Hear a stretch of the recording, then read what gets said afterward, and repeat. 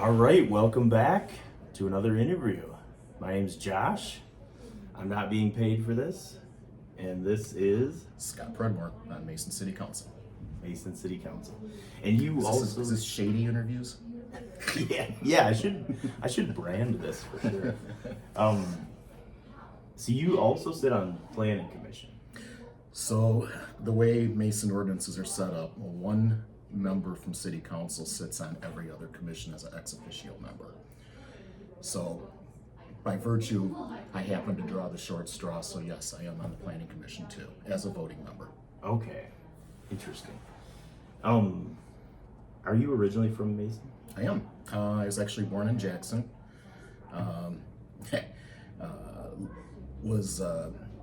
My biological parents at the time were 16.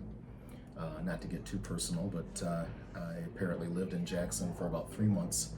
And then my parents, who raised me, got me. And here I am in Mason ever since. So about 61 and a half years. And I'll be 62 in May.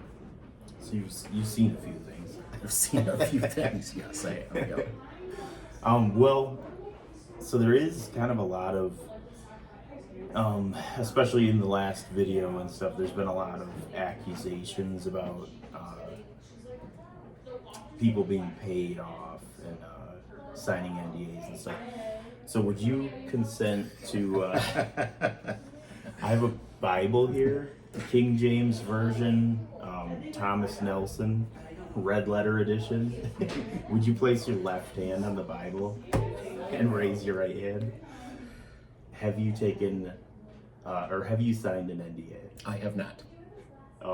I know you just went to Florida last weekend. Yes. Did you use funds for that vacation that you accumulated from a data center under the table payment? No, I use my Delta Sky miles and my Marriott Bonvoy points. All right. I say that's good enough. Now, I do have an NDA with a major air carrier in the United States. I'm on a focus group with them, but it's definitely not data center related. Okay, nothing related. Because you didn't clarify. Yeah, I guess, yeah. So, what is a data center?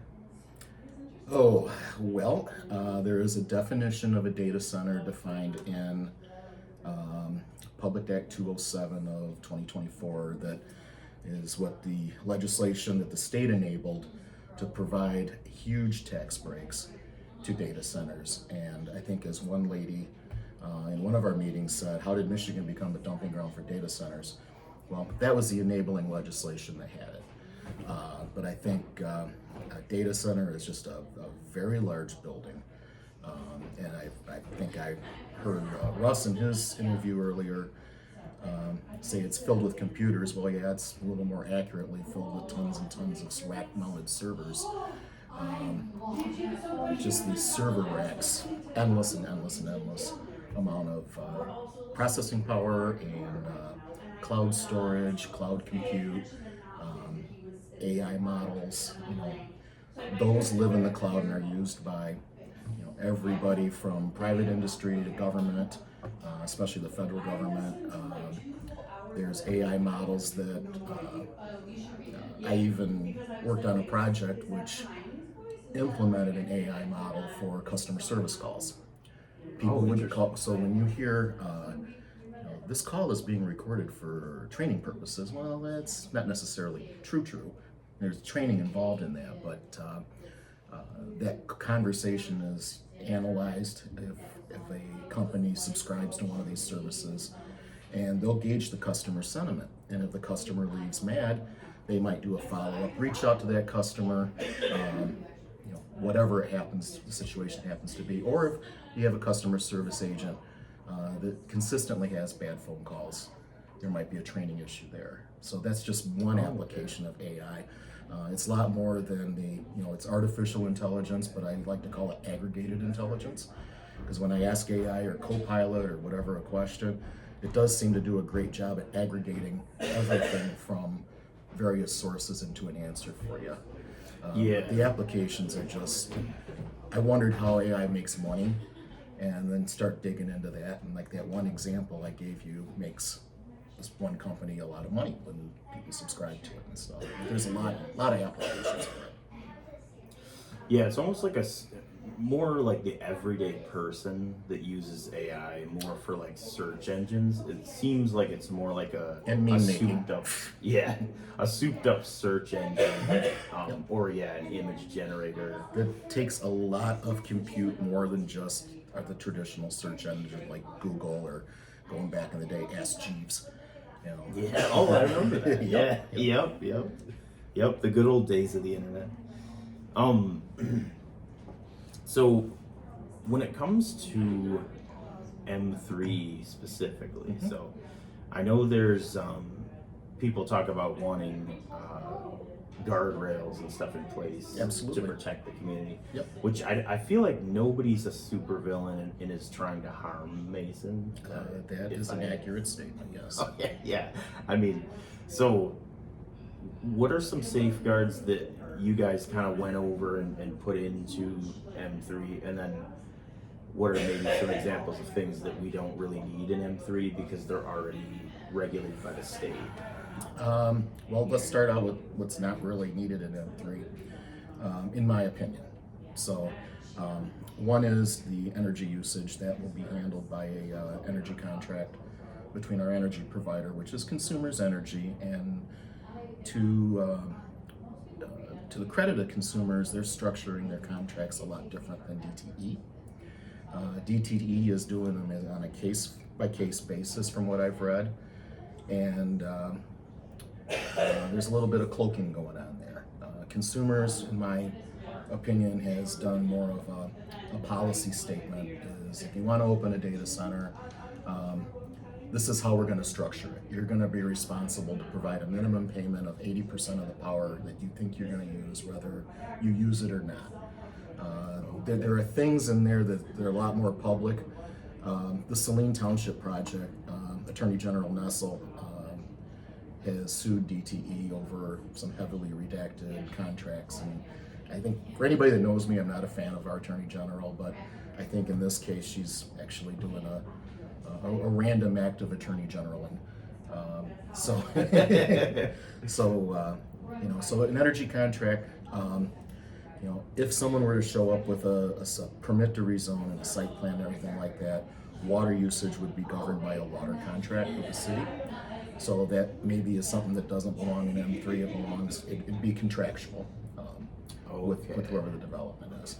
And then the other things, and just in every typical zoning ordinance, you have setbacks, you have building height, you have screening, you have, in this case, sound restrictions and stuff.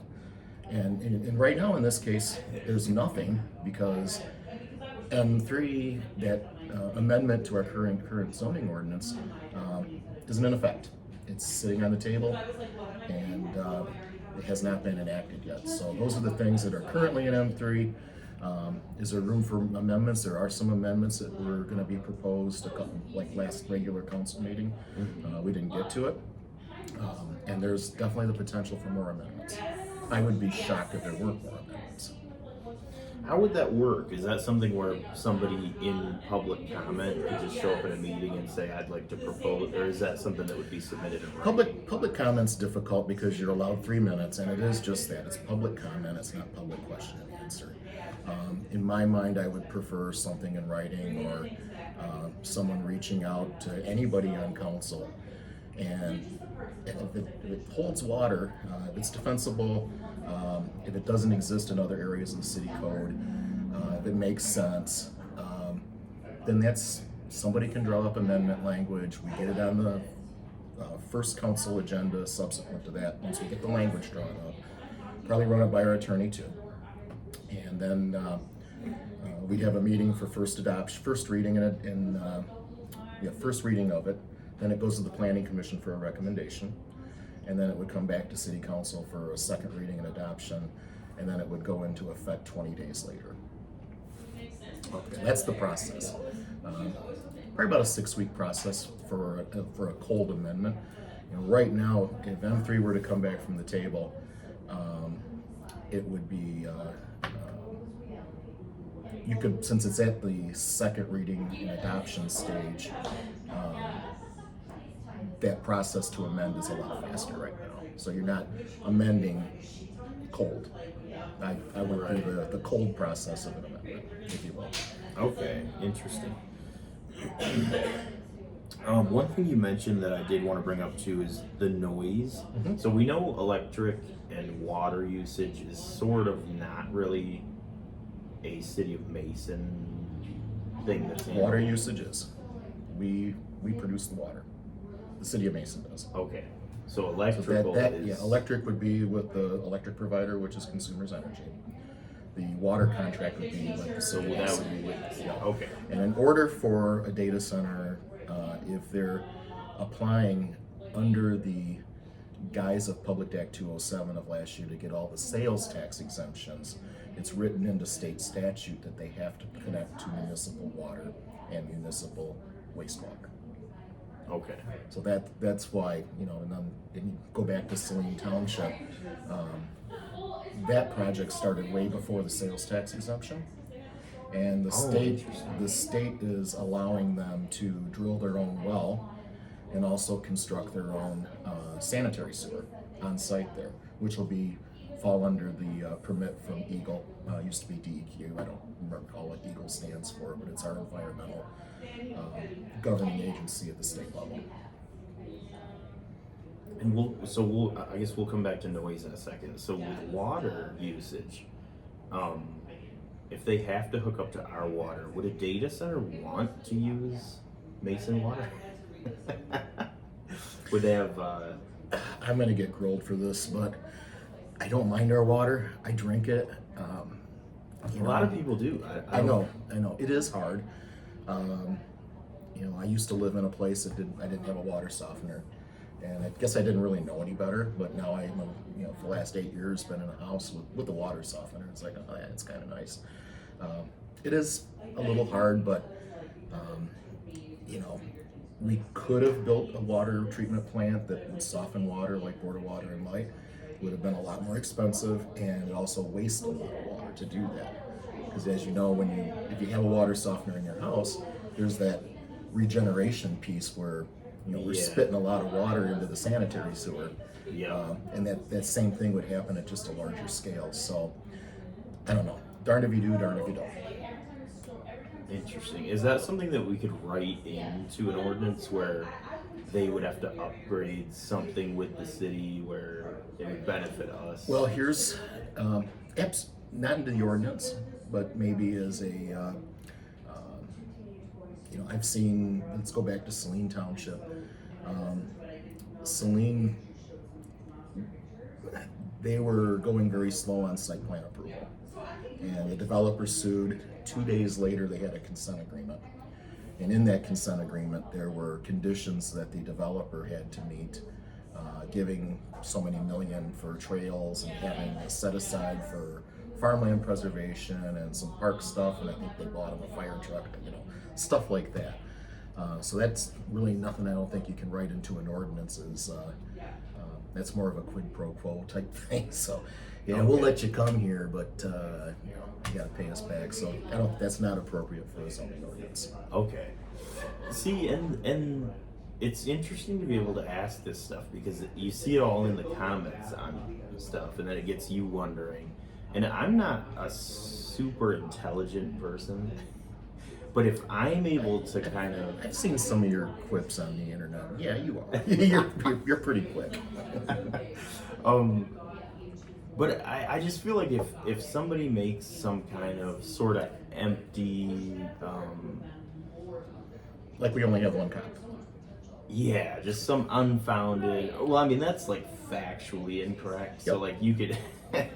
but like a claim I always like to say is data centers cause cancer or something like that, where it's like you ask for a study and they just don't reply anymore, because it's like I just feel like at my IQ level I shouldn't be able to do that to somebody that has actual facts on their side. There's sometimes it's mind-numbing looking at social media. On the weekends I try and avoid it, and it's just trying to tune out from a lot of things on the weekend. I think that's recent, based off of another national figure who was preaching that, and it's like, you know what, it helps. Yeah, that's a but good idea. there's such a swirl, and there's some valuable stuff too. There's been some graphics floating around out there. Showing a proposed ordinance from Henrietta Township. I mean, that's Yeah, I something saw that that. we can actually look at, and if they have a better idea than we do, we can amend. So, open to that. Yeah, it's hard balancing, I guess, being informed versus misinformed, and And City of Sparta, I think they're over by Grand Rapids. They did the same thing. They passed theirs 6-0. I downloaded the ordinance 3 or 4 days ago. I just haven't had a chance to look at it yet. But and it's hard to look at an infographic too without actually reading the actual text of right. something. So, Yeah. but there's a lot of stuff out there. I tell you what, one of my concerns is what happened with solar developments in Michigan. The state of Michigan developed minimal standards, and they, by statute, which was signed into law by the governor, basically in effect took away local control. So a solar developer can now petition to the state of Michigan, I think it's the MPSC, and if they meet the state of Michigan's minimal standards, then boom, project approved, site plan approved. And that happened with the site plan south of Mason recently. Wow. Yep. So there's some bills that just came out of the House that are trying to repeal that. I don't know if they will or not. Just have to see who gets on board. So when you look at M3, do you look at it more as an invitation? No. Or a framework to protect? It's a framework. When the state of Michigan passed their tax legislation, that was the invitation. Right, wrong, or indifferent. Both of our local reps voted for it.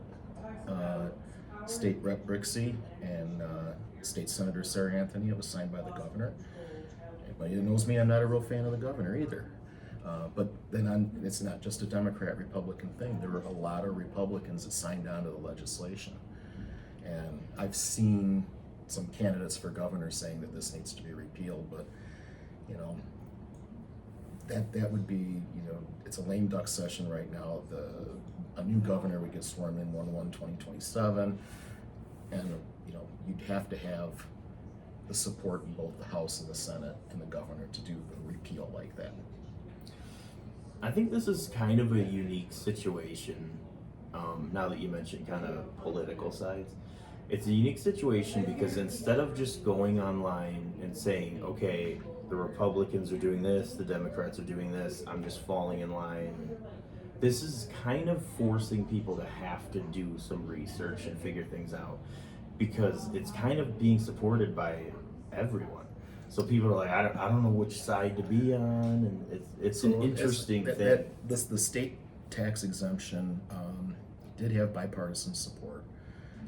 There were more Republicans that voted no than yes. But I'd be curious to know if that support's still there. But I guess it really doesn't matter. You have to deal with the cards you're dealt with today. Right. Facts over feelings. Yeah, every time. So, that's where we're at. Yeah, I feel like it's a passionate issue, and I've even talked to people just one-on-one that are just like, I like Mason the way it is. I just don't want to see something like that. And yeah, me too. I mean, my initial reaction is hesitation. Like, let's not just jump into something like this, which we're not. Just to be clear, we're not voting to bring anything in here.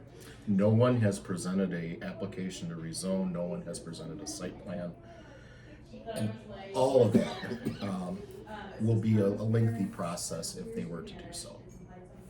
Even once M3 is in place, it's a process. Is there public input when it comes to that process? Absolutely. Based on what scenario you're looking at, there would be public process with potentially a township board, public process with the city. The site plan review process is public. And I'm probably missing things in there because we're just sitting here on a Saturday without my laptop. But Yeah. it is a lengthy process. Okay. Yeah, I like that. I like public input and yeah, the slow. That's kind of how our government was designed to And be. slow and deliberate. Yep. Yeah, yeah. Um. So when it comes back to water usage, so would any company really that comes in and uses a ton of water, is that going to increase our bills, or would that be? Well, first off, I think it's just an assumption that they would use a ton of water. Most likely with today's technology, I don't know. That is something that you come across in the design phase, and then an agreement of your utility usage. I've done a lot of research, not a lot of research, but NVIDIA has come up with some cooling processes. Just April of 2025, they made an announcement which caused their stock to pop of direct-to-chip cooling and things that don't use as much water, air cooling, but there's a trade-off there. You use more energy, and I'm not a data center expert, and we have a lot of data center experts on social media. I say that in just a little bit, but in my heart, or in my mind, I believe that it behooves the end users of these data centers to be the most efficient with resource management, water, electricity, whatever it happens to be. Because otherwise it's going to cost them a whole ton, a lot more money. Their pockets are deep, but they also have a responsibility to their shareholders to make a profit. And American ingenuity probably will come up with some technological breakthroughs, but with that said, we have to deal with what we know today and what's available today. But my fingers are crossed that there's some neat stuff on the horizon. There's a lot more miniaturization too. Going back to NVIDIA, some of their product announcements are pretty sweet of how much more computing power they can pack into a rack, a server rack. I go with NVIDIA. They're not paying me, but when I build hey, guess what? They're not paying me either. When I build my gaming PC, I went with NVIDIA. So I just say that to say I have seen a couple of the announcements and it is pretty exciting stuff. Yep. Interesting. Yep. But did I answer your question? Yeah. Okay. Now, with concerns about water usage and bills going up and stuff, would that be something where some of the tax revenue that the city gets could be used to reduce something like that? So water and sewer, and this is by state law, are completely separate from the city's general fund. So it's called an enterprise fund. Okay. So your water bills, your water and sewer bills, can only be used for water and sewer stuff. Okay. So the salaries of staff that work directly with wastewater and water treatment, because you have two ends of it. You have the clean water coming out of the ground going to you, and then the wastewater going up to Jefferson Street, and the clean water's down on Temple Street. There's a 1 million gallon tank down there and a couple 500,000 gallon water towers at each end of the city. Mm-hmm. So yeah, the funds are totally segregated. Now, with that said, if my memory serves me right, we built our water treatment plant with a capacity in mind of about 2.5 million gallons a day. Currently, this last year, we were averaging about 600,000 gallons a day. Plus or minus. There's heavy days, lower days, but on average, we're at 600,000. Now, does that mean go ahead and use 1.4 million gallons? Heck no. There's capacity in the system, but you need to look at the aquifer. You need to be a responsible user of that too. So just because we can do it doesn't mean we should. Yeah. What's that Jurassic Park quote? I've never seen Jurassic Park, so I don't know. Your scientists were so... I forget now. I'm going to get burned in the comments over this. Terminator, though. Yeah. So uh, going back to noise too. So people are concerned living next to these. They produce a lot of noise. Where does the noise come from? Why are they loud? The chilling towers, all of the. That's a good question. I think the majority of it would be in the cooling towers. There are fans that would be running constantly and stuff. Noise can be abated by more shielding, physical barriers on the structure itself. I am not an engineer, so that's something that right now in the current M3 we set a decibel limit of 65, I believe is what it is. How they would get there, or something lower if we were to amend, how that builder or the architect or the developer would get there is completely an engineering solution above my pay grade. Yeah. What is the current what would be too loud as far as decibels? Do you know? I don't know. Because I'm almost wondering. I think you should be able to be in the vicinity and not hear it. Obviously. Yeah, yeah. I think that would be kind of a neat thing for us to do is, let's come up with some kind of noise generating device and see what 65 decibels is at the property line. Yeah, that do would it down be here on the interesting. courthouse square. Yeah, an experiment. Mm-hmm. We could get safety goggles and everything. Now I do have a NIOSH decibel meter on my phone, and I've been in some local establishments in Mason before where I'm like, it's too noisy in here, and it's 110 decibels, and it's flashing red because that's damaging the hearing. So yeah, I don't know, but I think it would be a neat experiment just for my own personal education. That would be cool. What does it sound like? So we'll see if we can arrange that. Yeah, that would be cool. And then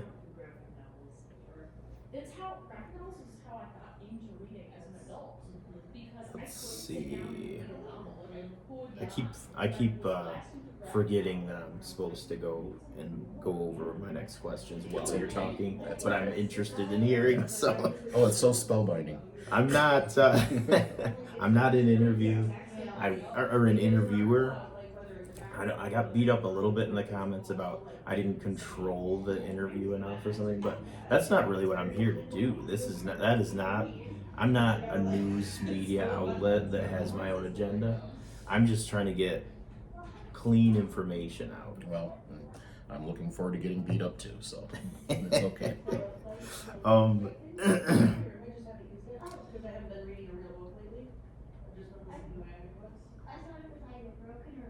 So dead air is bad.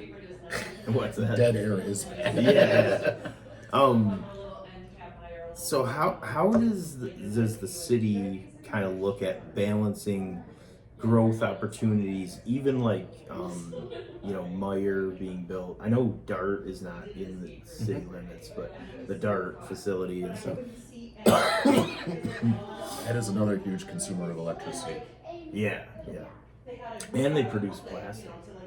And there's polystyrene. And there's I just read a study that pretty much 100% of people tested have had microplastics in their testicles. And nobody's crying about protecting the nuts in Mason. And I would also, for every study we read, look and see who paid for it. Yeah. Because I do that. Yeah. That happened during COVID. There were studies one side, studies the other side. Who's right? I don't know. Let's let people make up their own mind. Yeah. But that didn't happen either. So. Yeah. But where does it where do we come in when it comes to balancing growth opportunities that we can't, the future is happening whether you like it or not. So how do you balance sort of opportunities for growth like that while protecting the quality of life in a small town? A lot of people mention that. Well, I think, as you know, just because you don't like something, you can't exclude it. If something's legal, which the state of Michigan put a big giant rubber stamp on data center, says, heck yeah, it's legal. We're going to exempt you from sales tax for 20 years on $3 to $4 billion worth of stuff. That's huge. That was the red carpet welcome. That was absolutely the red carpet welcome. So how do you balance?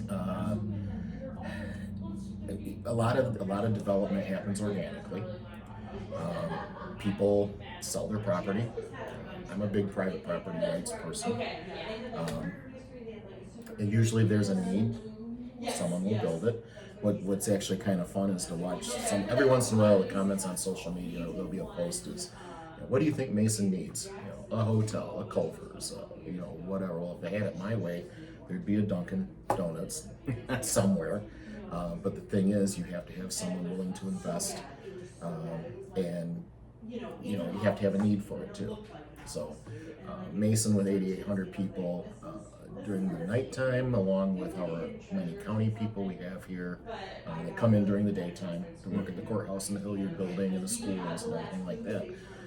Um, you know, the demand hasn't been there enough yet to have those nice things like in my mind a Culver's or a Dunkin'. Other types of development, housing. The Temple Street Senior Citizen Housing just got a state grant, so it looks like that project's going to go forward. 50 apartments, affordable housing, and there's a formula for senior citizen housing too. So there's a formula for that of how that qualifies. That type of development will bring in a payment in lieu of taxes because of the nature of it. But then you get housing developments and things like that. There's a huge balance there because let's say if 50 homes were developed in a new section of Rainer Ponds, well, that not only impacts public services for us, it makes our infrastructure larger, the water, the sewer usage, probably be a few more police calls, potentially a few fire calls. But can the schools handle it? Are they at capacity? That's another consideration that they're their own quasi unit of government too, and they need to plan for development like that, which will put a extra strain on their resources, or maybe they need the per pupil, per head count payment from the state. I don't know. So I just kind of talked about development in general and didn't really give you a good explanation of how to balance. But so far we haven't had out of control development here.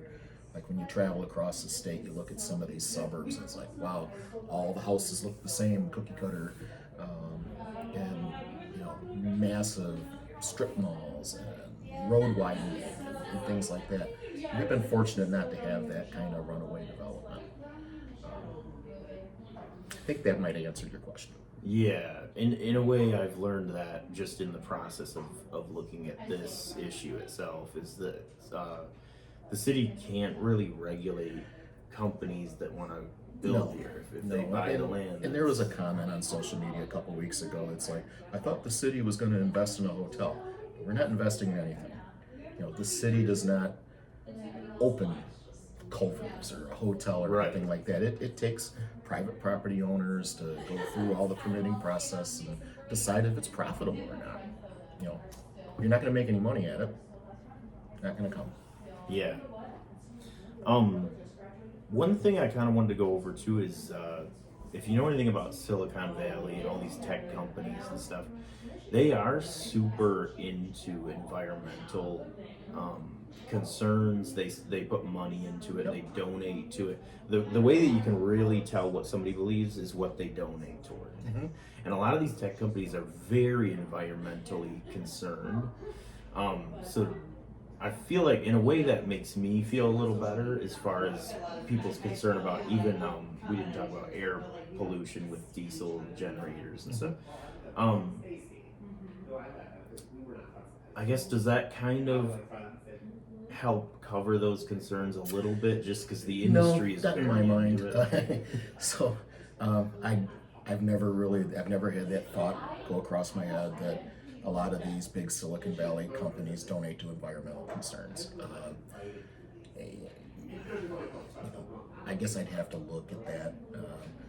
Fact is that full disclosure, I only really looked at Meta and Google, so environmental concerns are addressed by Eagle, the formerly state department known as DEQ, Department of Environmental Quality, and also EPA.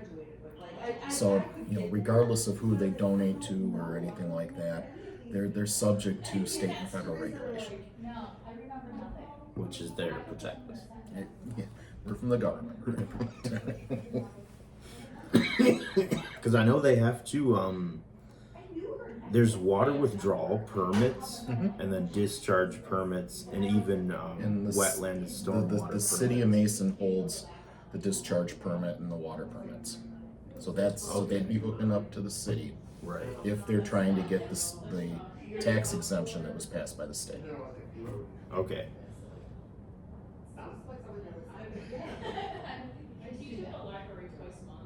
Is there anything?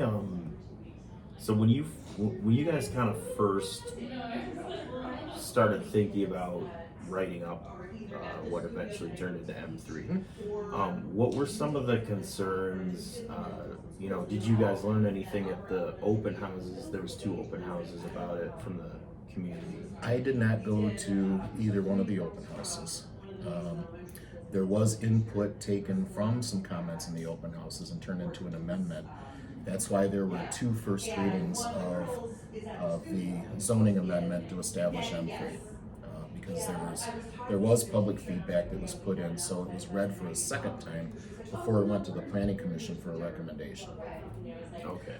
So, but I drove by one of the open houses. I'm like, there's too many chefs in the kitchen. In hindsight, I probably should have done it. I didn't go either, so full disclosure. Well, some of us have day jobs. Yeah, that's the main thing. Yep. Anything else that you'd kind of like to put out to maybe dispel false information or any? No, not really. It's going to happen by nature of social media.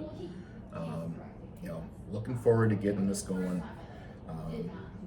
Looking forward to amendments. Looking forward to constructive comment. Looking forward to a solution mindset. I understand if someone's on the side of just heck no way. Can't do that because it is a legal entity, or it's a legal development and stuff. So I have faith that the end product of this is going to be good. I also have faith that if it can be better, we will amend it. And I just have faith. Glass is half full. Well, actually, my coffee cup is not anymore. So. Yeah. Well, I appreciate you sitting down. I appreciate you having me, and reach out to other people on council, please, and try and get them in front of shady interview. Yeah. Thanks, Josh.